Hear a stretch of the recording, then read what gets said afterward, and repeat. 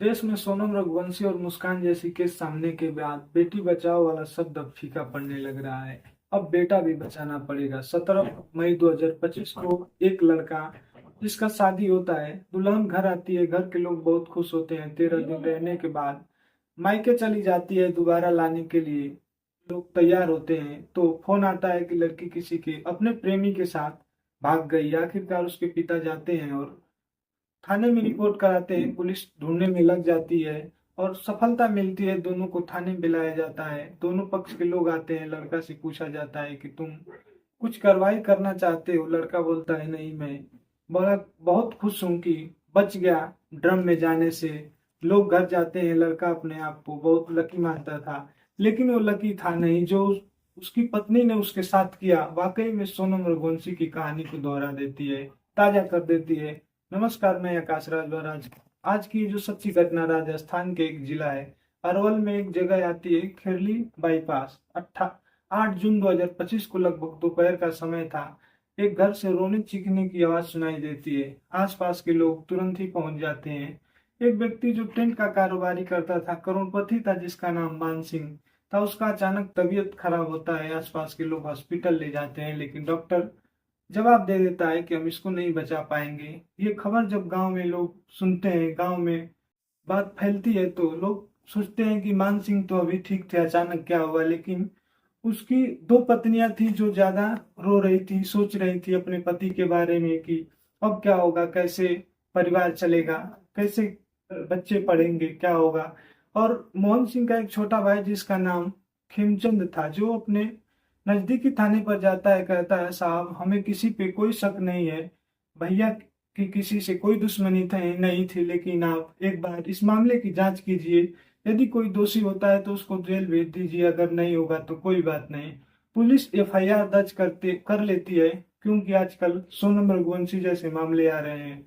परिवार वालों को कहीं ना कहीं शक था, क्योंकि दो पत्नियां थी। पुलिस जांच में जुट जाती है।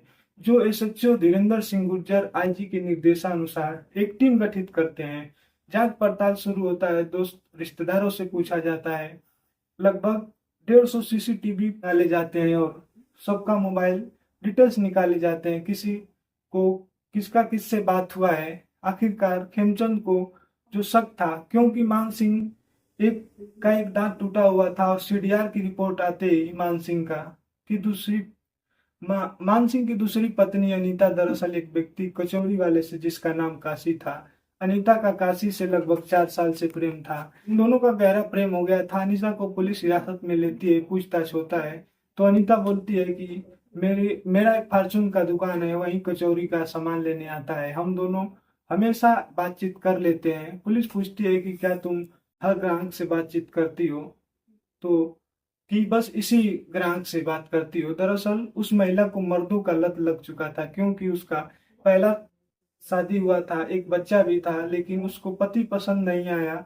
और उसी बीच में मान सिंह से मोहब्बत हो जाता है और दोनों शादी कर लेते हैं। ये प्यार ज्यादा दिन तक नहीं चलता है, फिर बीच में कचौड़ी वाले से प्यार हो जाता है।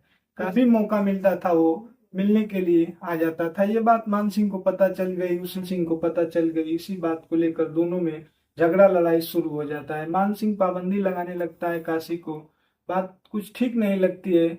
उसे लगता है कि मान सिंह की वजह से हम लोग नहीं मिल पा रहे। ये दोनों सोचते हैं कि क्यों ना इसको रास्ते से हटा दिया जाए। एक प्लान बनाया और तारीख तय होती है 7-8 जून 2025 की रात। मान सिंह और अनीता के कमरे में सोए होते हैं। इसी इसी बीच 81 4 किलर को करीब 2 लाख रुपए देकर तैयार करता है और मान सिंह का कत्ल कर देते हैं। इस कत्ल में पूरी भूमिका अनीता की का था, जो इस समय गला दबा रहे थे।